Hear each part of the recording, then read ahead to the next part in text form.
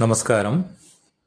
ശ്രീമദ് ഭഗവത്ഗീത 5-ാം അധ്യായം ആദ്യത്തെ കുറച്ച് ശ്ലോകങ്ങളാണ് നമ്മൾ നോക്കിയത്. അപ്പോൾ അതിൽ ഭഗവാനോട് ചോദിക്കുന്നുണ്ടല്ലോ, 2 വഴികളാണ് ഭഗവാൻ ഉപദേശിച്ചത്. ഒന്ന് ജ്ഞാനമാർഗം, അതായത് സാഖ്യയോഗം. ഒന്ന് കർമ്മയോഗം. അങ്ങനെ 2 എണ്ണം. ഒന്ന് ജ്ഞാനമാർഗത്ത് പോകുമ്പോൾ അവിടെ ധർമ്മ അധർമ്മങ്ങളൊന്നുമില്ല, ശരീരയാത്ര മാത്രം. ശരീരത്തിന് നിലനിർത്താനുള്ള യാത്ര, ജ്ഞാന സാധനയായിട്ട് വിചാരമാർഗങ്ങളിൽ മാത്രം ആത്മബോധത്തെ ഉറപ്പിക്കുന്നു. രണ്ടാമതായിട്ട് കർമ്മയോഗം. കർമ്മയോഗത്ത് അതിന് അധികാരി വേറെ, അത് സ്വധർമ്മങ്ങൾ അനുഷ്ഠിക്കുന്നു. അവിടെ ഈശ്വരാർപ്പണമായി ഫലങ്ങൾ സംഘങ്ങളില്ലാതെ ചിത്തശുദ്ധിക്കായിട്ട് കർമ്മയോഗപരമായിട്ട് സ്വധർമ്മത്തെ അനുഷ്ഠിക്കുന്നു. അങ്ങനെ 2 യോഗങ്ങളെ. അപ്പോൾ ചിത്തശുദ്ധിയിലൂടെയും ലഭിക്കുന്ന ആത്മജ്ഞാനവും ആത്മബോധ നിഷ്ഠ വന്ന് മോക്ഷം തന്നെയാണ്. ഇവിടെയുള്ള ഈ അധികാരിക്ക് ജ്ഞാനസാധനയിലൂടെ പോകുന്നവന്, സാഖ്യയോഗത്തിലൂടെ പോകുന്നവനും ലക്ഷ്യം സാധ്യമാകുന്നത് മോക്ഷം തന്നെയാണ്, മുക്തി. എന്തിൽ നിന്നും? അജ്ഞാന നിവൃത്തി, ആത്മബോധം കൊണ്ട്. അവിടെയും അത് തന്നെ. അപ്പോൾ ഈ 2 അധികാരികളുണ്ടെന്ന് പറഞ്ഞു. അപ്പം ഇന്നത്തെ കാലഘട്ടത്ത് ഈ 2 വഴികളും എങ്ങനെ? ഇപ്പോൾ ഗൃഹസ്ഥാശ്രമമുണ്ട്, സന്യാസമുണ്ട്, അല്ലേ, ബ്രഹ്മചര്യമുണ്ട്. അത് ഒരു കാലഘട്ടം, വൈദിക കാലഘട്ടം ഉണ്ടായിരുന്നു. വൈദിക കാലഘട്ടം എന്ന് പറയുന്നത് അവിടെ ഇങ്ങനെ ബ്രാഹ്മണർക്കാണ് സന്യാസം പറഞ്ഞിട്ടുള്ളത്. വർണ്ണവ്യവസ്ഥകൾ ഉണ്ടായിരുന്നു, ആശ്രമ വ്യവസ്ഥകൾ. വർണ്ണവ്യവസ്ഥ പറഞ്ഞാൽ എന്താ? ബ്രാഹ്മണൻ, ക്ഷത്രിയൻ, വൈശ്യൻ, ശൂദ്രൻ, ആ അവസ്ഥകൾ. അന്ന് കുലങ്ങൾ, അതിൻ്റെ ഒരു വൈദിക കാലഘട്ടം അത് വേറൊന്നായിരുന്നു. അതിന്ന് സങ്കല്പിക്കാൻ പോലും ആവാത്ത വിധം ഇല്ലാതായി. ആശ്രമങ്ങളും ഉണ്ടായിരുന്നു അന്ന്. ഏതൊക്കെ? ബ്രഹ്മചര്യം, ഗുരുവിൻ്റെ അടുത്ത് പോകുന്നു, ഗുരുകുല വിദ്യാഭ്യാസം, ബ്രഹ്മചര്യം. അത് കഴിഞ്ഞാൽ ഗ്രാഹസ്ഥ്യം, അത് കഴിഞ്ഞ് കഴിഞ്ഞാൽ വാനപ്രസ്ഥം കഴിഞ്ഞാൽ സന്യാസം. ഇങ്ങനെ 4 ആശ്രമങ്ങളും, 4 വർണ്ണങ്ങളും 4 ആശ്രമങ്ങളും. അതൊന്നും അതിൻ്റെ ധർമ്മങ്ങളോ കാര്യങ്ങളോ ഇന്നുമില്ല. ആശ്രമാദി ധർമ്മങ്ങൾ, ബ്രഹ്മചര്യ അല്ലെങ്കിൽ ഗ്രാഹസ്ഥം അല്ലെങ്കിൽ വാനപ്രസ്ഥം അല്ലെങ്കിൽ സന്യാസം, അതിൻ്റെ ധർമ്മങ്ങളൊന്നും ഇന്നത്തെ കാലഘട്ടത്തിൽ നിലനിൽക്കുന്നുമില്ല. അപ്പം അന്നത്തെ വർണ്ണങ്ങളോ അന്നത്തെ ആശ്രമാദികളോ, ചാതുർവർണ്ണ്യമായാലും 4 ആശ്രമങ്ങളായാലും ഇന്നില്ല. ഇന്നത്തെ കാലഘട്ടത്തിന് കാലം മാറി, ഇന്നില്ല എന്നുള്ളതാണ്. അപ്പോൾ ഈ 2 യോഗങ്ങളും അന്ന് അനുഷ്ഠിക്കാൻ പറഞ്ഞതും ഇന്ന് അനുഷ്ഠിക്കേണ്ടതും എങ്ങനെയാണ്? ഇത് രണ്ടും തമ്മിൽ നമ്മൾ തിരിച്ചറിഞ്ഞാൽ കാര്യങ്ങൾക്ക് വ്യക്തമായിട്ട് അറിയുള്ളൂ. അല്ലെങ്കിൽ നമ്മൾ അന്നത്തെ കാലഘട്ടത്തിലേക്കുള്ള ചിന്തയിൽ വെച്ച് ഇന്നത്തെ കാലഘട്ടത്തേക്ക് അതിനെ പ്രായോഗിക തലത്തിൽ കൊണ്ടുവരാൻ നോക്കുമ്പോൾ അത് സാധ്യമാകില്ല. അല്ലെങ്കിൽ ഇന്നത്തെ ചിന്ത എങ്ങനെയൊക്കെയാണ്, ഇന്നത്തെ കാലഘട്ടം എങ്ങനെയാണെന്നുള്ളത് തിരിച്ചറിഞ്ഞുകൊണ്ട് ഇതിനെ അപ്ലൈ ചെയ്യാൻ അന്നത്തെ കാലഘട്ടത്തിൽ എന്തായിരുന്നു അതിൻ്റെ മൂല്യങ്ങൾ, അല്ലെങ്കിൽ അവിടെ എന്തായിരുന്നു എന്നുള്ളത് തിരിച്ചറിയേണ്ടത് ആവശ്യമാണ്. അപ്പോൾ ഈ 2 മാർഗങ്ങൾ, സാഖ്യയോഗമായാലും കർമ്മയോഗമായാലും, അത് അന്നത്തെ കാലഘട്ടത്തിൽ എങ്ങനെ, ഇന്നത്തെ കാലഘട്ടത്തിൽ നിന്ന് എങ്ങനെ എന്നുള്ളത് വേർതിരിച്ചറിയണം. തത്വം ശരിയാണ് ആ പറഞ്ഞു തരുന്നത്, പക്ഷെ അതിൻ്റെ പ്രായോഗികമായ തലം എങ്ങനെയാണെന്നുള്ളത് തിരിച്ചറിയണം. അപ്പോൾ പണ്ട് സന്യാസത്തെയും ഞാൻ പറഞ്ഞു, അത് ബ്രാഹ്മണർക്ക് മാത്രം പറഞ്ഞിട്ടുള്ളതാണ്. ക്ഷത്രിയനും വൈശ്യനും ശൂദ്രനും സന്യാസം പറഞ്ഞിട്ടില്ല. അപ്പോൾ അന്ന് കാലഘട്ടത്ത്, വൈദികമായ കാലഘട്ടത്ത് ഒരാൾ സന്യാസം എങ്ങനെയാണ് പോകുന്നതെന്നുള്ളതും ആദ്യം മനസ്സിലാക്കണം. ഇന്നത്തെ സന്യാസം എന്തെന്നും അന്നത്തെ സന്യാസം എന്തെന്നുള്ളതും ആദ്യം നമ്മളത് മനസ്സിലാക്കണം. അന്ന് 5 വയസ്സിൽ ഗുരുകുലത്ത് പോയി, ഗുരുകുല വിദ്യാഭ്യാസം, ആചാര്യൻ്റെ ശിക്ഷണത്തിൽ ആചാര്യൻ പറയുന്നതനുസരിച്ച് ആ ഒരു വിദ്യാഭ്യാസം, ഗുരുകുല വിദ്യാഭ്യാസ കാലം കഴിഞ്ഞു കഴിഞ്ഞാൽ അവൻ ആത്മജ്ഞാനത്തെ, വേദങ്ങളൊക്കെ പഠിക്കും. ഓരോ വേദാധ്യയനങ്ങളെല്ലാം പഠിച്ച്, പാരായണവും അതിൻ്റെ കാര്യങ്ങളൊക്കെ പഠിച്ച് ആത്മബോധത്തെക്കുറിച്ച് മനസ്സിലാക്കി. പക്ഷേ അതിൻ്റെ വ്യക്തതയില്ലാത്തതുകൊണ്ട് അവൻ ഒരു ആരൂഢമായ സന്യാസം, അന്നത്തെ കാലഘട്ടത്തെ പറയുന്നത്, ഇന്നത്തെ അല്ല, വൈദിക കാലഘട്ടത്തിൽ, അവിടെ നേരിട്ട് ബ്രഹ്മചര്യത്തിലൂടെ സന്യാസത്തിലേക്ക്, അതായത് ഗൃഹസ്ഥാശ്രമം സ്വീകരിക്കാതെ നേരിട്ട് ആരൂഢ സന്യാസത്തിലേക്ക്, സന്യാസമാർഗത്തിലേക്ക്, അതായത് സർവസംഘപരിത്യാഗി, അവിടെ ധർമ്മമില്ല, ഒന്നുമില്ല, എല്ലാത്തിനെയും വിട്ട് പരിവ്രജനം, ഭിക്ഷാടനം മാത്രമായി അതിലേക്ക്, സന്യാസത്തിലേക്ക് സ്വീകരിക്കുന്നവരുണ്ട്. അപ്പോൾ അതിന് സാധ്യമാകാത്ത അധികാരികൾ അവരെന്ത് ചെയ്യും? വൈദിക കർമ്മങ്ങൾ, യാഗയജ്ഞങ്ങളെല്ലാം തുടർന്ന് ചെയ്യാനുള്ള മനസ്സുള്ളതുകൊണ്ട് അവർ അപ്പോൾ വൈദിക കാലഘട്ടത്തിലുള്ള വേദങ്ങൾ പറയുന്ന 3 കർമ്മങ്ങൾ പറയുന്നത് കാമ്യകർമ്മങ്ങൾ, നിഷിദ്ധ കർമ്മങ്ങൾ, നിത്യ നൈമിത്തിക കർമ്മങ്ങൾ. ഇങ്ങനെ 3 കർമ്മങ്ങൾ. കാമ്യകർമ്മങ്ങൾ പറഞ്ഞു കഴിഞ്ഞാൽ പശു, പുത്രൻ, സമ്പത്ത് എന്നതിനെയൊക്കെ തുടർന്ന് ആഗ്രഹിച്ച്, അല്ലെങ്കിൽ പരലോകം, സ്വർഗകാമേഷ്ടി യാഗങ്ങളുണ്ട്, പുത്രകാമേഷ്ടി, സ്വർഗകാമേഷ്ടി യാഗങ്ങളൊക്കെ ഉണ്ട്. അപ്പോൾ അങ്ങനെയുള്ള പരലോകത്തെക്കുറിച്ചും ഇഹലോകത്തും പരലോകത്തുമുള്ള കാമനകളിലൂടെ അതിലൂടെ നേടാനുള്ളതാണ് കാമ്യകർമ്മങ്ങൾ. അത് യാഗജ്ഞാതികൾ അതുണ്ട്. നിഷിദ്ധ കർമ്മങ്ങൾ പറഞ്ഞാൽ വേദങ്ങൾ പറയേണ്ടത് ഇന്നത് ചെയ്യരുത്, അത് ചെയ്യരുത് എന്ന് പറയുന്നത് അത് ചെയ്യാതിരിക്കുന്ന കുറേ കാര്യങ്ങളുണ്ട് ജീവിതത്തിൽ, അത് ചെയ്യരുത്. അപ്പോൾ ആ നിഷിദ്ധ കർമ്മങ്ങൾ എന്തായാലും ചെയ്യുന്നില്ല. അപ്പോൾ ചെയ്യുന്നത് എന്താണ്? കാമ്യകർമ്മങ്ങളും. പിന്നെ ചെയ്യുന്നത് നിത്യ നൈമിത്തിക കർമ്മങ്ങൾ. നിത്യമായിട്ട് ചെയ്യേണ്ട കർമ്മങ്ങളുണ്ട്, നൈമിത്തികമായിട്ട് നിമിത്തപരമായിട്ട് ചെയ്യേണ്ട കാര്യങ്ങളും ഉണ്ട്. അപ്പോൾ നിത്യകർമ്മങ്ങളും ഉണ്ട്, നിത്യം നിത്യ ഹോമങ്ങൾ ചെയ്യാനുണ്ട്. അത് ദേവതകൾക്ക് കൊടുക്കാൻ നമ്മൾ ഹോമങ്ങളിലൂടെ ചെയ്യാനുള്ള വേദങ്ങൾ പറഞ്ഞത്.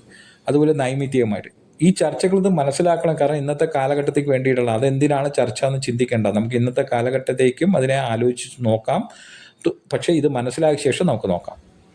അപ്പോൾ ഇത് 3 കർമ്മങ്ങൾ ഇങ്ങനെ പറഞ്ഞാൽ നിത്യ നൈമിത്തിക കർമ്മങ്ങൾ, കാമ്യകർമ്മങ്ങൾ, നിഷിദ്ധ കർമ്മം പോയി. അപ്പോൾ ഈ 2 കർമ്മങ്ങളാണ് ചെയ്യുന്നത്. നിത്യ നൈമിത്തികവും കാമ്യകർമ്മങ്ങളും ഗൃഹസ്ഥാശ്രമിക്ക് ധർമ്മമായി പറഞ്ഞിട്ടുണ്ട്. അവിടെ അധ്യാപനം ഒക്കെ ഉണ്ട്. ഒരു ധർമ്മം, ഗൃഹസ്ഥാശ്രമിക്കുള്ള ധർമ്മങ്ങൾ പറഞ്ഞു. സന്യാസത്തിന് നേരിട്ട് പോയവന് അതിൻ്റെ ധർമ്മങ്ങളുണ്ട് എന്ന പോലെ തന്നെ ഇവിടെ ഗൃഹസ്ഥാശ്രമിക്കും ഒരു ധർമ്മമുണ്ട്. ആ ധർമ്മത്തിൽ അനുഷ്ഠിച്ചുകൊണ്ടാണ് അവിടെ അന്ന് ബ്രാഹ്മണൻ ജീവിക്കുന്നത്. അപ്പോൾ അങ്ങനെയുള്ള യാഗങ്ങളും യജ്ഞങ്ങളും കൊണ്ട് ജീവിക്കുമ്പോൾ അവിടെ ഇങ്ങനെ ആ വേദങ്ങൾ പറഞ്ഞിരിക്കുന്ന സമേതനായിട്ട് ഭാര്യയോട് കൂടി ഹബീസല്ല ഉടനെ മന്ത്രജപത്തോട് കൂടിയിട്ടാണ് ഭാര്യ സമേതനായിട്ടാണ് ചെയ്യുന്നത്. അങ്ങനെയാണ് അവർ ഗൃഹസ്ഥാശ്രമം സ്വീകരിക്കുന്നത്. അല്ലാതെ ഇന്നത്തെ കാലഘട്ടം പോലെ അല്ല. അത് സങ്കല്പിക്കാൻ സാധിക്കില്ല നമുക്ക്. പുത്രന്മാരെ ഉണ്ടാക്കുന്നത് പോലും സ്വന്തം വൈദികമായ കർമ്മങ്ങൾ മരണത്തോടു കൂടി മുടങ്ങിപ്പോയതിനെ തുടർന്ന് കൊണ്ടുപോകാനാണ് പുത്രന്മാർ, ആ ധർമ്മങ്ങളെ കൊണ്ടു നടത്താനാണ് പുത്രന്മാരെ പോലും ഉണ്ടാക്കുന്നത്. അപ്പോൾ അങ്ങനെ അവർ വൈദികമായ കാലഘട്ടത്തിൽ ഗൃഹസ്ഥാശ്രമം അന്നത്തെ ധർമ്മത്തിനനുസരിച്ച് നിത്യ നൈമിത്തികമായാലും കാമ്യകർമ്മങ്ങളായാലും അതെല്ലാം ചെയ്ത് വന്നു. അപ്പോൾ ഇതെല്ലാം വൈദിക കർമ്മങ്ങൾ ചെയ്യുമ്പോൾ അവിടെ ഇങ്ങനെ പൂർവ്വമീമാംസ ആദ്യം പഠിച്ചിട്ടാണ് അവർ ചെയ്യുക. അപ്പോൾ പൂർവ്വമീമാംസയിൽ, അതായത് പൂർവ്വമീമാംസ പറഞ്ഞാൽ വേദങ്ങളിലെ മുന്നിലുള്ളത്, പൂർവ്വമായിട്ടുള്ളത്. പിന്നെ വരുന്നത് ഉപനിഷത്താണ്, ജ്ഞാനകാണ്ഡമാണ് വേദങ്ങളിൽ. മുന്നിലുള്ള ആ കർമ്മകാണ്ഡത്തിൽ പൂർവ്വമീമാംസയിൽ ഈ കർമ്മങ്ങൾക്കെല്ലാം ഫലം അനുഭവിക്കണമല്ലോ. അനുഭവിക്കുന്ന ഒരു യജമാനുണ്ട്. ശരി, അപ്പോൾ ജീവിച്ചിരിക്കുമ്പോൾ കർമ്മം ചെയ്തവൻ, യാഗജ്ഞാതി വേദകർമ്മങ്ങൾ ചെയ്തവൻ, വൈദിക കർമ്മങ്ങൾ ചെയ്തവന് അതിൻ്റെ ഫലം കിട്ടുന്നുവെങ്കിൽ മരണാനന്തരവും മരിച്ചു കഴിഞ്ഞ ഇടയിൽ അപ്പോൾ ഈ കർമ്മങ്ങളുടെ ഫലം ആർക്ക് എത്തിച്ചേരും? പുണ്യവും പാപവുമായിട്ടും ഉണ്ടല്ലോ. അപ്പോൾ ഇതെല്ലാം ആർക്ക് എത്തിച്ചേരും? അപ്പോൾ അവരതിനെ ഒരു ആത്മാവാണ്, ഞാൻ ആത്മാവാണെന്ന് സങ്കല്പത്തിൽ ചെയ്യുന്നതാണ് വൈദിക കർമ്മങ്ങൾ. നമ്മളിവിടെ കർമ്മങ്ങളൊന്നും സങ്കല്പത്തിൽ ചെയ്യുന്നില്ല. അങ്ങനെ ഒരു സങ്കല്പമൊന്നുമില്ല. ഒരു കർമ്മം ചെയ്യുമ്പോൾ ഞാൻ ചെയ്യുന്നു എന്നുള്ളത് വെച്ചിട്ട് ചെയ്യുന്നില്ല. അങ്ങനെ സങ്കല്പിക്കേണ്ട ആവശ്യമില്ല, സങ്കല്പമില്ല. പക്ഷെ വൈദിക കർമ്മങ്ങൾ അങ്ങനെ സങ്കല്പത്തിലൂടെ ചെയ്യുന്നത് മീമാംസകർ. അപ്പോൾ അങ്ങനെ ഞാനൊരു ആത്മാവാണെന്ന് ചെയ്യുമ്പോൾ എന്നിലേക്ക്, ആ ആത്മാവിലേക്ക് വന്നു ചേരുകയാണ്. ഇപ്പോൾ സ്വർഗകാമേഷ്ടി യാഗം ചെയ്യുന്നു, സ്വർഗത്തിലെത്തിക്കാൻ മരണാനന്തരം കിട്ടുന്നുണ്ടെങ്കിൽ മരിച്ചു കഴിഞ്ഞ ശരീരമല്ലല്ലോ പോകുന്നത്, അപ്പോൾ ആത്മാവ് പോകുന്നു അങ്ങോട്ട്. അങ്ങനെയുള്ള ചിന്തയിലൂടെ ആത്മാവ് ചെയ്യുന്നു എന്നുള്ളതിലാണ് ഇവിടെ കർമ്മങ്ങൾ ചെയ്യുന്നത്. അപ്പോൾ അതിനെല്ലാം കർമ്മയോഗപരമായിട്ട് അവൻ ചെയ്യുമ്പോൾ, ഞാൻ ചെയ്യുന്നില്ല, എല്ലാം ഈശ്വരാർപ്പണമായി ചെയ്യുമ്പോൾ, അല്ലെങ്കിൽ ഫലങ്ങളെ ഇച്ഛിക്കാതെ ചെയ്യുമ്പോൾ അവന് മനഃശുദ്ധി ഉണ്ടാകുന്നു, ചിത്തശുദ്ധി ഉണ്ടാകുന്നു ഒരു ഗൃഹസ്ഥന്. അപ്പോൾ അവൻ്റെ അങ്ങനെ ചെയ്യുമ്പോൾ ഞാൻ കർത്താവല്ല, ഭോക്താവല്ല, ഞാൻ ഇതിൻ്റെ കർമ്മങ്ങൾ എന്നിലില്ല എന്ന ആ ബോധത്തിലേക്ക് അവൻ കൂടുതൽ അടുക്കുമ്പോൾ, ആത്മബോധത്തിലേക്ക് അടുക്കുമ്പോൾ അവരിൽ നിന്നും സ്വാഭാവികമായിട്ടും ഈ വൈദിക കർമ്മങ്ങൾ ഒഴിഞ്ഞു പോവുകയാണ് ചെയ്യുന്നത്. പിന്നെ അവിടെ സങ്കല്പങ്ങളൊന്നുമില്ല, ഞാൻ ചെയ്യുന്നു എന്നുള്ള സങ്കല്പിച്ച്, അല്ലെങ്കിൽ എനിക്ക് മരണാനന്തരം ഇന്ന പ്രാപ്തി ഉണ്ടാവും എന്നുള്ള ആത്മജ്ഞാനത്തിലില്ല. അങ്ങനെ വരുമ്പോൾ എന്തായി? വൈദിക കർമ്മങ്ങൾ അവനിൽ നിന്നും ഒഴിഞ്ഞു, അവൻ ചെയ്യുന്നില്ല. അപ്പോൾ ചെയ്യാതിരിക്കുമ്പോൾ എന്തായി? ഇതും വിട്ടുപോയി. കുടുംബം വെക്കുന്നത് അതിനാണ്, കുടുംബത്തെയും വിട്ടു. അപ്പോൾ സ്വാഭാവികമായിട്ടും കുടുംബത്തെ സ്വീകരിച്ചതും വിട്ടതും വൈദിക കർമ്മങ്ങൾക്ക് അടിസ്ഥാനമായിട്ടാണ്. കർമ്മം ചെയ്യുമ്പോൾ കുടുംബം ഉണ്ടായിരുന്നു, കർമ്മം പോയപ്പോൾ കുടുംബവും പോയി. അല്ലാതെ ഇന്നത്തെ കാലഘട്ടത്തിൽ പോലെ കുടുംബം ഉപേക്ഷിച്ച് സന്യാസം പോകുന്നതല്ല. അത് അന്നത്തെ കാലഘട്ടത്തെ അങ്ങനെ മനസ്സിലാക്കുക. അപ്പം അങ്ങനെ വൈദിക കർമ്മത്തിലെ ഉപേക്ഷിച്ച് കർമ്മങ്ങൾ ഉപേക്ഷിച്ച് അവൻ എന്ത് ചെയ്യുന്നു? വാനപ്രസ്ഥം എന്നുള്ള ആശ്രമത്തിലേക്ക് കിടക്കുന്നു. വാനപ്രസ്ഥത്തിൽ എന്താണ്? അവിടെ ഫലമൂലാദികൾ കാട്ടിൽ അത് കഴിച്ചുകൊണ്ട് തൻ്റെ ആത്മചിന്തകൾ മാത്രം, ശ്രവണ മനനാദികൾ മാത്രം നിന്നുകൊണ്ട് ആത്മബോധത്തിന് കൂടുതൽ നിഷ്ഠ വരുത്തുന്നതിനായിട്ട് പരിശ്രമിക്കുന്നു. ആ പൂർണ്ണമായ സന്യാസത്തിലേക്ക് എത്തിച്ചേരുന്നു. സന്യാസം എന്ന് പറഞ്ഞു കഴിഞ്ഞാൽ അവിടെ ആത്മജ്ഞാനം തന്നെ, ആത്മബോധം തന്നെ. ആ ബോധത്തിലെത്തുന്നു. അവിടെ സന്യാസം പൂർണ്ണമായ സന്യാസമായി. അപ്പോൾ ആ സന്യാസ ദീക്ഷയിലൂടി അവിടെ സന്യാസമായി. അങ്ങനെയാണ് പണ്ട് കാലത്ത്. അപ്പോൾ അന്നത്തെ ബ്രാഹ്മണർക്ക് അത് പറഞ്ഞിട്ടുണ്ടായിരുന്നു. അപ്പോൾ ഇന്നത്തെ സന്യാസമോ ഇന്നത്തെ ഗൃഹസ്ഥാശ്രമോ അതൊന്നും ഇന്നില്ല. ആ ധർമ്മങ്ങൾ യാതൊന്നും ഗൃഹസ്ഥാശ്രമത്തിലോ സന്യാസത്തിലോ ബ്രഹ്മചര്യത്തിലോ യാതൊരു വാനപ്രസ്ഥവോ അങ്ങനെയുള്ള യാതൊന്നും അല്ലെങ്കിൽ അതിൻ്റെ ധർമ്മങ്ങളൊന്നും ഇന്നില്ല, ഇന്നത്തെ കാലഘട്ടത്തില്ല എന്നുള്ളത് തിരിച്ചറിയണം. അത് കാലം മാറി, ആ കാലം പോയി. അപ്പം ഇന്ന് അതൊന്നും സാധ്യമല്ല. അതെങ്ങനെയാ? ഇപ്പോൾ ഒരാൾ താല്പര്യപ്പെട്ടു, പഠിച്ചു, ഇല്ല, കുട്ടികൾ സ്കൂളിൽ പോയിട്ടാണ് പഠിക്കുന്നത്. അവർ വേദങ്ങളും മന്ത്രങ്ങളും ഒക്കെയാണോ പഠിക്കുന്നത്? അല്ലെങ്കിൽ യാഗയജ്ഞങ്ങളാണോ ബ്രഹ്മചര്യത്തിൽ പഠിക്കുന്നത്? അല്ല. അപ്പോൾ അതൊക്കെ പോയി, ബ്രഹ്മചര്യവും ഇല്ല. ശരി, ഗൃഹസ്ഥാശ്രമത്തിൽ ഒരുവ സ്വീകരിക്കുന്നു. അവനെ ഇഷ്ടപ്പെട്ടതും ഗൃഹസ്ഥാശ്രമം സ്വീകരിച്ചു, ഭാര്യാസമേതനായി, കുട്ടികളായി. അപ്പോൾ ഗൃഹസ്ഥ ധർമ്മങ്ങളാണോ ചെയ്യുന്നത്? വൈദിക കർമ്മങ്ങളോ അല്ലെങ്കിൽ അതിനനുസരിച്ചാണോ ഗൃഹസ്ഥാശ്രമം തുടങ്ങി വെച്ചത്? അല്ല. അപ്പോൾ ഇന്ന് അതിൻ്റെ ധർമ്മങ്ങളാണോ അവിടെ ചെയ്യുന്നത്? അല്ല, പണ്ടത്തെ ധർമ്മങ്ങൾ. അപ്പോൾ ഇന്ന് ഗൃഹസ്ഥാശ്രമവും ഇല്ല. ഇനി ശരി, ഒരാൾ സന്യാസമാണ് ഇഷ്ടം പറഞ്ഞിട്ട് സന്യാസം ബ്രഹ്മചര്യമൊക്കെ സ്വീകരിച്ച് ഒരു പ്രായമാകുമ്പോൾ ആശ്രമങ്ങളോ അവിടെ എവിടെയെങ്കിലും പോയി ബ്രഹ്മചര്യം ഗുരുവിനെ സ്വീകരിച്ചു, അവിടെയുള്ള ആശ്രമത്തിലിരുന്നു, സന്യാസം സ്വീകരിച്ചു. ആ പണ്ട് പറഞ്ഞ ആ സന്യാസമാണോ? അദ്ദേഹം സന്യസിച്ചത് വൈദിക കർമ്മങ്ങളെയാണോ? വൈദിക കർമ്മങ്ങൾ ചെയ്ത് അത് സന്യാസമാണോ നടന്നത് ശരിയായിട്ട്? അങ്ങനെയാണോ സന്യാസം? വൈദിക കർമ്മ സന്യാസമാണ് അന്ന് നടക്കുന്നത്. അന്ന് പറയുന്ന നിത്യനൈമിത്യ കർമ്മങ്ങൾ പോലും ഒരു സന്യാസി ചെയ്യണമെന്ന് പറയുന്ന മീമാംസകരുണ്ട്, അതിനെ എതിർക്കുന്ന ശങ്കരാചാര്യരുണ്ട്. അത് വേറൊരു ചർച്ചയാണ്. നിത്യനൈമിത്യ കർമ്മങ്ങൾക്ക് ഫലങ്ങളില്ല, അതുകൊണ്ട് ആ ധർമ്മങ്ങൾ ചെയ്തുകൊണ്ടിരിക്കണം എന്നുള്ളത് മീമാംസകർ പറയുന്നുണ്ട്. അതിനെ നിഷേധിക്കുന്നുണ്ട് ശങ്കരൻ. എല്ലാ കർമ്മങ്ങൾക്കും ഫലമുണ്ട്, അതുകൊണ്ട് അതുപോലും പാടില്ല. നിത്യനൈമിത്യ കർമ്മങ്ങളൊന്നും ഇല്ലാതെ ശരീരയാത്രയ്ക്കുള്ള കർമ്മം മാത്രം ചെയ്തുകൊണ്ട് സന്യാസം സ്വീകരിച്ചോളണം ശങ്കരാചാര്യരുടെ കാലഘട്ടത്തിൽ. അന്ന് വർണ്ണ വ്യവസ്ഥകളെല്ലാം, ആശ്രമാദി വർണ്ണങ്ങളെല്ലാം ഉള്ള സമയത്ത്. ഇന്ന് അതൊന്നുമില്ല. അപ്പോൾ ഇന്നത്തെ സന്യാസം, ഇന്ന് ഗൃഹസ്ഥാശ്രമം എന്താണ്? അവരവരുടെ താല്പര്യം. അപ്പോൾ ഗൃഹസ്ഥാശ്രമം എന്ന് പറഞ്ഞാൽ അവൻ താല്പര്യത്തോടെ അവൻ ഇവിടെ ഇരിക്കുന്നു, അവൻ കുടുംബം നടത്തുന്നു, അവൻ ജോലി ചെയ്യുന്നു, അതിനുള്ള സമ്പാദിക്കുന്നു, അവൻ കാര്യം ചെയ്യുന്നു. ഒരു സന്യാസ മാർഗത്തിലോ ഇതിലേറെ കഷ്ടമല്ല ഇപ്പോൾ. അവിടെ അവനും ചെയ്യുന്നത് എന്താണ്? അവിടെ പോയി കഴിഞ്ഞാൽ ഒരു ആശ്രമത്തെ സ്വീകരിക്കുന്നു, ഇല്ലേ? അത് പരിഗ്രഹമാണ്. ഒരു ആശ്രമത്തിനെ ഉൾക്കൊള്ളുന്നു, അവരുടെ ജീവിതത്തിൻ്റെ ഭാഗമായിട്ട്. അവിടുത്തെ കാര്യങ്ങൾ, അവിടുത്തെ ഡ്യൂട്ടീസ് ഉണ്ട്, അവിടുത്തെ കർത്തവ്യങ്ങളുണ്ട്, അവിടെ ജോലികളുണ്ട്, അതെല്ലാം ചെയ്യുന്നു. അപ്പോൾ ഈ അവിടെയുള്ളത് ഒരേ ധർമ്മങ്ങൾ തന്നെ. അപ്പോൾ ഇവിടെയും കർമ്മങ്ങളാണ്, അവിടെയും കർമ്മങ്ങളാണ്. പക്ഷെ അന്നത്തെ കാലഘട്ടത്തെ കർമ്മങ്ങളുമായിട്ട് ഒരു ബന്ധവുമില്ല. അപ്പോൾ ഇന്നത്തെ ഗൃഹസ്ഥാശ്രമി പറയുന്നതും ഇല്ല, ഇന്ന് സന്യാസിയും പറയുന്നതും ഇല്ല, അന്നത്തെ വെച്ചിട്ട് അപേക്ഷിച്ച്. ഇത് വ്യക്തമായി ചിന്തിച്ച് മനസ്സിലാക്കണം. ഇതിനെ ശരിക്കും മനസ്സിലാക്കണം ഇങ്ങനെ. അപ്പോൾ പിന്നെ ഇവിടെ എന്താണ് താല്പര്യം?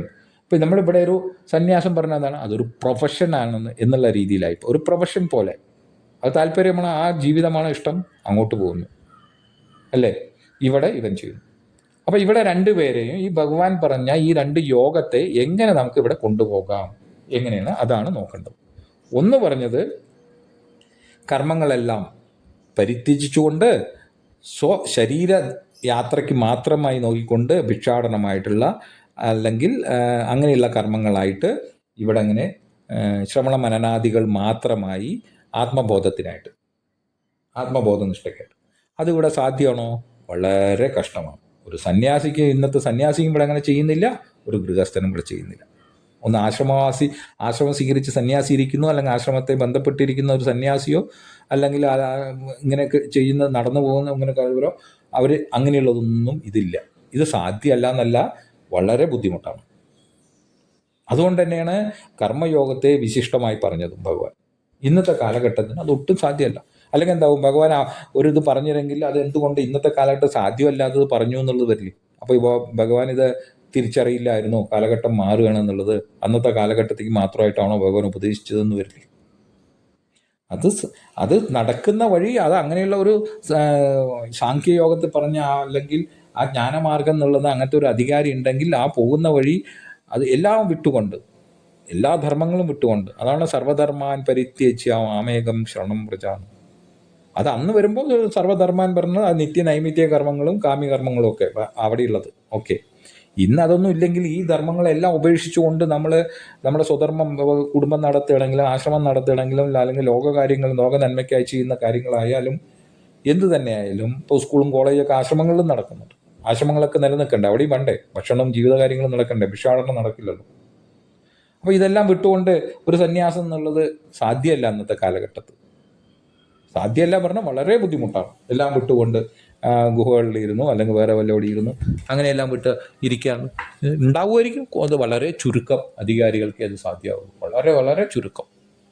പിന്നെ ഇവിടെയുള്ള ഇപ്പോൾ ഒരു കുടുംബത്തോട് ഇരിക്കുന്നവനോ ആശ്രമി എന്ന് പറയാൻ പറ്റില്ല, ഒരു കുടുംബസ്ഥനും അല്ലെങ്കിൽ ഒരു സന്യാസ മാർഗത്തിൽ അല്ലെങ്കിൽ ഇന്നത്തെ കാലഘട്ടത്തെ സന്യാസ ആശ്രമങ്ങളിൽ ഇരിക്കുന്നവരും എന്താണ് ചെയ്യുന്നത്? അവരവരുടെ കർമ്മങ്ങൾ, വന്നു ചേർന്ന കർമ്മങ്ങൾ, ഏറ്റെടുത്ത കർമ്മങ്ങൾ കർമ്മയോഗമായി ചെയ്യുക എന്നുള്ളതാണ്.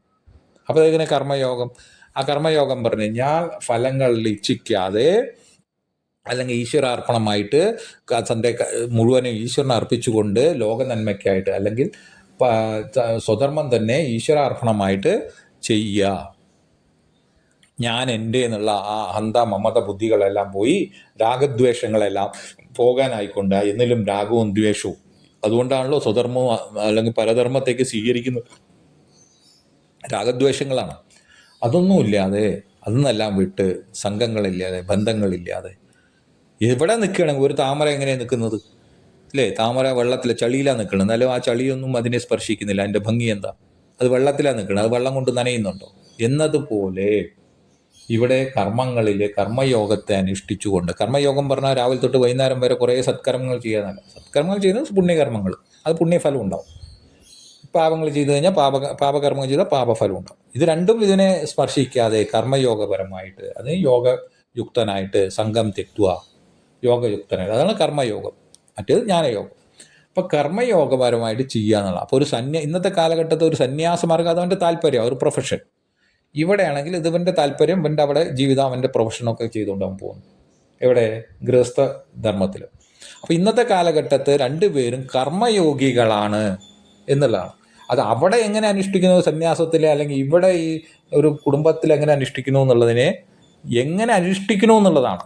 അപ്പോൾ നമ്മൾ കർമ്മയോഗപരമായിട്ട് ചിത്തശുദ്ധിക്കായിട്ട് അതിലൂടെ ആത്മബോധത്തിലേക്ക് അല്ലെങ്കിൽ ആത്മജ്ഞാന സത്സംഗങ്ങളിലൂടെ അല്ലെങ്കിൽ ശ്രവണ മനനാദികളിലൂടെ സത്സംഗങ്ങളിലൂടെയൊക്കെ, അതുതന്നെയാണ് സത്സംഗം, അദ്വൈത ബോധത്തിലേക്ക് കൂടുതൽ കൂടുതൽ നമ്മൾ ആ ബോധത്തെ സംശീകരിക്കുന്നു, അല്ലെങ്കിൽ ആ ബോധത്തെ മനസ്സിലാക്കി നമ്മുടെ അറിവില്ലായ്മയെ നീക്കുന്നു, തത്വബോധത്തിലേക്ക് ഉണരുന്നു, ആത്മജ്ഞാനത്തിൽ നിഷ്ഠയുണ്ടാകുന്നു എന്നതാണ് പ്രധാനം. ഇവിടെ അതിനൊരു വേഷത്തിൻ്റെ ആവശ്യം ഇന്നത്തെ കാലഘട്ടത്തിൽ യഥാർത്ഥത്തിലില്ല. ആശ്രമാദി വർണ്ണങ്ങൾ അന്നത്തെ കാലഘട്ടത്തിൽ ഓരോ സ്റ്റെപ്പ് ബൈ സ്റ്റെപ്പ് എന്നുള്ളത് ഇല്ല. ഇന്ന് താല്പര്യമാണ്. ഇപ്പോൾ എവിടെ നിന്നാലും സന്യാസം എന്നുള്ളത് ഇന്നത്തെ കാലഘട്ടത്തിൽ സന്യാസം ഒരു വേഷം സ്വീകരിക്കുന്നുണ്ടെങ്കിൽ അത് അവൻ്റെ ഒരു യൂണിഫോം പോലെ. സ്കൂളിൽ കുട്ടികൾക്ക് എന്താണ് സ്വയം തോന്നണം, ഞാൻ പഠിക്കുകയാണ് എൻ്റെ ധർമ്മം. അതിനൊരു ഓർമ്മപ്പെടുത്തലാണ്, ഒരു യൂണിഫോമാണത്. അല്ലെങ്കിൽ മറ്റുള്ളവർക്ക് ഇന്ന് മനസ്സിലാക്കാൻ ഞാൻ ഈ വഴിക്കാണ് നീങ്ങുന്നത് എന്ന് മറ്റുള്ളവർക്ക് ബോധ്യപ്പെടുത്താനാണ് ഇന്ന് വേഷങ്ങളെല്ലാം. അപ്പോൾ ഗൃഹസ്ഥനാണെങ്കിലോ അവനും തുല്യ തന്നെയാണ്. ഏറ്റവും കൂടുതൽ ഇന്ന് നോക്കുമ്പോൾ ഒരു സന്യാസിക്കാണ് കൂടുതൽ ഭക്തന്മാരെ നോക്കണം, അവരെ നിലനിർത്തണം, അവരെന്ന് ആശ്രമങ്ങൾ നിലനിർത്തണം, അവരാണ് കൂടുതൽ കഷ്ടപ്പെടുന്നത്. അപ്പോൾ അതിനെല്ലാം കർമ്മയോഗപരമായിട്ട് അവർ ചെയ്യുന്നുണ്ടെങ്കിൽ അത് അവർ ആത്മീയമായ പുരോഗതിക്ക്. ഇല്ലെങ്കിൽ ഒരു സന്യാസ വേഷം കൊണ്ട് ഒരു കാര്യമില്ല, അല്ലെങ്കിൽ സന്യാസധർമ്മം കൊണ്ട് ഇന്നത്തെ കാലഘട്ടത്തിൽ ഒരു ധർമ്മമില്ല. ഇതേ തന്നെയാണ് ഇവിടെയുള്ളത്. ഒരു ഗൃഹസ്ഥനെ സ്വീകരിച്ചാലും, ഒരു ഭാര്യ കുട്ടികളോട് സ്വീകരിച്ചാലും, അല്ലെങ്കിൽ കല്യാണം കഴിക്കാതെ ഇരുന്നാലും എല്ലാം അവൻ്റെ കർമ്മയോഗപരമായിട്ട് അവൻ്റെ നിത്യജീവിതങ്ങൾ കർമ്മയോഗപരമായിട്ട് നിത്യധർമ്മങ്ങൾ ചെയ്യുന്നുണ്ടെങ്കിൽ അവന് ഓക്കെ, ഇല്ലെങ്കിൽ ആത്മീയമായ പുരോഗതി അവനുമില്ല. അപ്പോൾ ഇത് രണ്ടും തുല്യമാണ് നമ്മൾ ചെയ്യുന്നത് എങ്ങനെ. അപ്പോൾ ഇന്നെന്താണ് സന്യാസം? ശരിയായ സന്യാസം, പരമാർത്ഥ സന്യാസം എന്താണ്? ഈ ആത്മബോധത്തിലേക്ക് ആത്മബോധനിഷ്ഠ അല്ലെങ്കിൽ പരമാത്മ ജ്ഞാനനിഷ്ഠ, അദ്വൈത തത്വബോധനിഷ്ഠ ഉണ്ടാകുന്നതാണ്, ജ്ഞാനമാണ് സന്യാസ ലക്ഷണം. അല്ലാതെ വേഷങ്ങളോ അല്ലെങ്കിൽ ജീവിത രീതികളോ ഒന്നുമല്ല. അവന് ഈ കർമ്മങ്ങളിലൊന്നും ബന്ധമില്ല. തൻ്റെ ധർമ്മമായാലും മറ്റുള്ള എന്ത് തന്നെയായാലും ഇതിലൊന്നും യാതൊന്നും എന്നിൽ സ്പർശിക്കുന്നില്ല എന്നുള്ള ആ തത്വബോധത്തിലേക്ക്, അല്ലെങ്കിൽ എന്നിൽ ഇതൊന്നുമില്ല, കർത്തവ്യങ്ങളൊന്നുമില്ല എന്ന് ഭഗവാൻ പറഞ്ഞു തരുന്ന ആ തത്വബോധത്തിലേക്ക് ഉണരുന്നതിനാണ് സന്യാസം എന്നത് ഇവിടെ കാണാൻ പറ്റും. അല്ലാണ്ട് ഇവിടെ ഒരു ആശ്രമ സന്യാസം ഇല്ല, അങ്ങനെയൊന്നുമില്ല. അപ്പോൾ എന്താണ് ഇവിടെ കാണുന്നത്? ജ്ഞാനം സന്യാസ ലക്ഷണം. സന്യാസത്തിൻ്റെ ലക്ഷണം എന്താണ്? ജ്ഞാനമാണ്, അല്ലാണ്ട് അത് സ്വീകരിക്കുന്നതല്ല. ഒരു സ്വീകരിപ്പിക്കുന്ന ഒരു ജീവിത രീതിയല്ല സന്യാസം, അല്ലെങ്കിൽ ഒരു സ്വീകരിക്കുന്ന ഗൃഹസ്ഥാശ്രമം എന്ന് ഇല്ല. അന്നത്തെ കാലഘട്ടത്തെ മനസ്സിലാക്കിക്കൊണ്ട് അത് ചിന്തിച്ച് മനസ്സിലാക്കണം. ഇന്ന് അങ്ങനെയുള്ളതൊന്നുമില്ല. ഇന്ന് ജ്ഞാനം തന്നെയാണ് സന്യാസ ലക്ഷണം. അങ്ങനെ നമുക്ക് കാണാൻ പറ്റും. പിന്നെ താല്പര്യമാണ്, പ്രൊഫഷനാണ്. ശരി, എന്നാൽ ഒരു പ്രൊഫഷനിൽ അവരൊരു താല്പര്യത്തിൽ സന്യാസത്തിൽ ഇരുന്നു, എന്നാൽ ശരി, അതൊന്നും വേണ്ട പറഞ്ഞ് ഗൃഹസ്ഥാശ്രമം എന്നാൽ പോവാന്ന് പറയൂ. അങ്ങനെ പറയുന്നുണ്ടെങ്കിൽ അത് താല്പര്യമാണ്. വീണ്ടും അവിടെ രാഗദ്വേഷങ്ങളാണ് വരുന്നത് അവനെ വേറൊരു ആശ്രമത്തേക്ക് പോകാൻ. അപ്പോൾ എന്താ ചെയ്യേണ്ടത്? അത് വീഴ്ചയാണ് അവന്. ശരി, എന്നാൽ ഇവിടെ ഗൃഹസ്ഥാശ്രമി ചിന്തിക്കുകയാണ്, ഇതെല്ലാം വിട്ടുകൊണ്ട് ഞാനൊരു സന്യാസം സ്വീകരിക്കുക പറയണം. അത് അഭിമാനമാണ്. സന്യാസത്തിന് പോയാൽ പേര്, പ്രശസ്തി, അല്ലെങ്കിൽ പിന്നെ സന്യാസത്തിൻ്റെ ഗുണങ്ങൾ അതൊക്കെ കിട്ടുന്നുള്ളത്. അത് രാഗദ്വേഷമാണ്, അതും ബന്ധനഹേതുവാണ്. അപ്പോൾ ഇത് ഒരാശ്രമത്തിൽ നിന്നുകൊണ്ട് വേറൊരു ആശ്രമത്തിൽ പോകുന്നതും മണ്ടത്തരമാണ് ഇന്നത്തെ കാലഘട്ടത്തിൽ. ശരിക്കും പരമാർത്ഥത്തിൽ ചിന്തിച്ചു കഴിഞ്ഞാൽ ശരി, എന്നാൽ കുറച്ചുകൂടി നല്ലത് ഗൃഹസ്ഥാശ്രമത്തിൽ നിന്ന് സന്യാസി പോകുമ്പോൾ നമുക്ക് ഇതെല്ലാം വിട്ടുകൊണ്ട് നമ്മൾ കുറച്ചുകൂടി ചിന്തിച്ചുകൊണ്ടിരിക്കാലോ, ആത്മബോധത്തിലേക്ക് കൂടുതൽ ഇതാകാലോ എന്ന് ചിന്തിച്ച് പോകുന്നുണ്ടെങ്കിൽ, ആത്മവിചാരത്തിലേക്ക് കൂടുതൽ നിൽക്കാനാണെങ്കിൽ അത് പിന്നെയും ഗുണമാണ്. പക്ഷേ സന്യാസത്തിൽ നിന്ന് തിരിച്ച് സന്യാസം സ്വീകരിച്ച് വീണ്ടും ഗൃഹസ്ഥാശ്രമത്തേക്ക് വരണമെങ്കിൽ അവിടെയും ഇവിടെയൊക്കെ തുല്യമാണ്, കർമ്മങ്ങളാണ് ചെയ്യുന്നത്. അതിൽ യാതൊരു അർത്ഥമില്ല. അപ്പോൾ അതുകൊണ്ട് ഒരു ഗൃഹസ്ഥാശ്രമി അല്ലെങ്കിൽ ഇന്നത്തെ ഗൃഹസ്ഥൻ പോയി സന്യാസം സ്വീകരിക്കണമെന്ന് ഒരാവശ്യമില്ല ഇവിടെ തന്നെ. അപ്പോൾ എല്ലാം കർമ്മയോഗത്തിനാണ് ഇന്നത്തെ കാലഘട്ടത്തിന് കൂടുതൽ ഉചിതമായിട്ടുള്ള സാധന. ഈ കർമ്മയോഗത്തിലെല്ലാം വന്നു, ധ്യാനവും ഭക്തിയൊക്കെ അത് തന്നെയാണ്. എല്ലാ കർമ്മയോഗം മുന്നൊന്നുമല്ല, എല്ലാം അതുണ്ട്. ഭക്തി അത് തന്നെയാണ്, ശരിയായ ഭക്തി പറയുന്നത് അത് തന്നെയാണ്. അതെങ്ങനെയാണെന്ന് തിരിച്ചറിയുമ്പോഴേ അത് മനസ്സിലാവുള്ളൂ മാത്രം. അത് വെറും സത്കർമ്മങ്ങൾ ചെയ്യുന്നത് കർമ്മയോഗിയല്ല, അല്ലെങ്കിൽ രാവിലെ തൊട്ട് വൈകുന്നേരം വരെ എന്തെങ്കിലുമൊക്കെ നല്ല കാര്യങ്ങൾ ചെയ്യുന്നത് കർമ്മയോഗമല്ല. അതൊക്കെ കർമ്മടന്മാരാണ്. അത് അതിൻ്റെ പുണ്യങ്ങളും ഫലങ്ങളും ഒക്കെ ഉണ്ട്. അത് ലഭിക്കാം, പുണ്യങ്ങൾ ലഭിക്കും, പുണ്യങ്ങൾക്കനുസരിച്ചുള്ള ഗുണങ്ങളുണ്ടാവും. അത് കഴിഞ്ഞാൽ വീണ്ടും അത് ക്ഷയിക്കുമ്പോൾ വീണ്ടും വേറെ ജന്മങ്ങൾ അതനുസരിച്ച് ഉണ്ടാവും. അതൊക്കെ ശരിയാണ്. പക്ഷെ കർമ്മയോഗപരമായിട്ട് ചിത്തശുദ്ധി, അതിലൂടെ ജ്ഞാനപ്രാപ്തി, അതിൻ്റെ ജ്ഞാനനിഷ്ഠ, മോക്ഷം, ഇത് തന്നെയാണ് അതിൻ്റെ സാധന. അപ്പോൾ ഇന്നത്തെ കാലഘട്ടത്ത് അങ്ങനെ പ്രത്യേകമായിട്ട് വർണ്ണ ആശ്രമ ധർമ്മങ്ങളൊന്നും രണ്ടുമില്ല. വർണ്ണങ്ങൾ, ബ്രാഹ്മണൻ, ക്ഷത്രിയൻ, വൈശ്യൻ, ശൂദ്രൻ, അവരുടെ ധർമ്മങ്ങൾ അതിന്നില്ല. ഇന്ന് പിന്നെ വേറൊന്ന് ആശ്രമങ്ങൾ, ബ്രഹ്മചര്യം, ഗൃഹസ്ഥ്യം, വാനപ്രസ്ഥം, സന്യാസം, അതും ഇന്നില്ല ഇന്നത്തെ കാലത്ത്. അത് അന്നത്തെ കാലഘട്ടത്തെ ചിന്ത മനസ്സിലാക്കി ഇന്നത്തെ കാലഘട്ടത്തിൽ അതിൻ്റെ പ്രായോഗികമായിട്ട് എന്ത് നില, ആ മൂല്യങ്ങളെ, തത്വമാറ്റത്തിൻ്റെ ആ മൂല്യതയിൽ ഇന്ന് കാലഘട്ടത്തെ എങ്ങനെയാണ് അതിൻ്റെ പ്രായോഗികത എന്നുള്ളത് മനസ്സിലാക്കണം. അത് വളരെ ഇമ്പോർട്ടൻ്റ് ആണ്. ഇല്ലെങ്കിൽ കൺഫ്യൂഷനാണ്, അതിൽ തിരിച്ചറിവില്ല. ഇതൊക്കെ നമ്മളെ ബാധിക്കും. സന്യാസികൾക്കല്ലേ ഇത് പറഞ്ഞിട്ടുള്ളൂ, അല്ലെങ്കിൽ ഞാൻ ഇങ്ങനെയൊക്കെ ചെയ്താലേ എനിക്ക് ആകുള്ളൂ എന്നൊക്കെ ഒരു ധാരണ വരും. ഇതൊക്കെ തെറ്റിദ്ധാരണയാണ്. ഇതൊക്കെ നമ്മളെ തടസ്സമായി നിൽക്കുന്നതാണ്. ഇതൊക്കെ ഇങ്ങനെയുള്ള കുറേ കാര്യങ്ങൾ തന്നെയാണ് നമുക്ക് നീക്കാനുള്ളത്. അതിനോട് നല്ല നല്ല സത്സംഗങ്ങൾ, നല്ല കാര്യങ്ങൾ നല്ല രീതിയിൽ മനസ്സിലാക്കിയെടുക്കുക, നല്ല രീതിയിൽ പറയുന്നവരെന്ന് എടുക്കുക. ഇപ്പോൾ ഇവിടെ നടക്കുന്നത് പലതും, ഇപ്പോൾ ഈ ക്ലാസ്സുകൾ തന്നെ നമ്മൾ നടത്തുന്ന പ്രഭാഷണ രീതിയല്ല.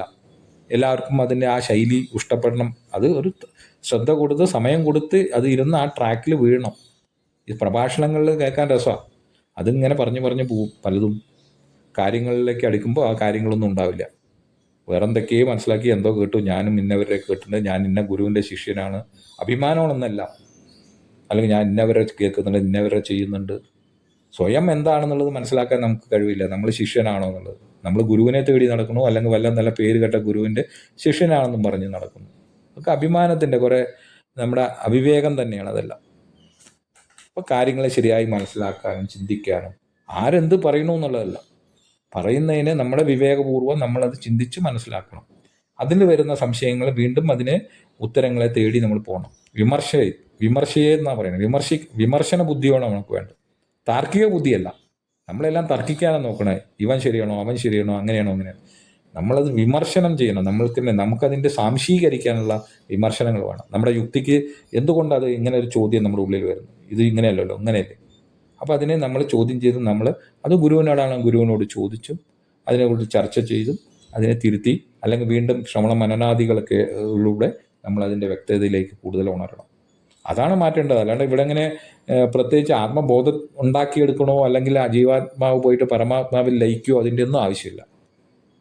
അതൊക്കെ അങ്ങനെ പല രീതികളും പല വഴികളാണ്. ആത്മീയതയിൽ തന്നെ പല പല പല പല വഴികളും പല പല ചിന്താഗതികളും നമ്മൾ പെട്ടുപോവുകയാണ് ചെയ്യുന്നത്.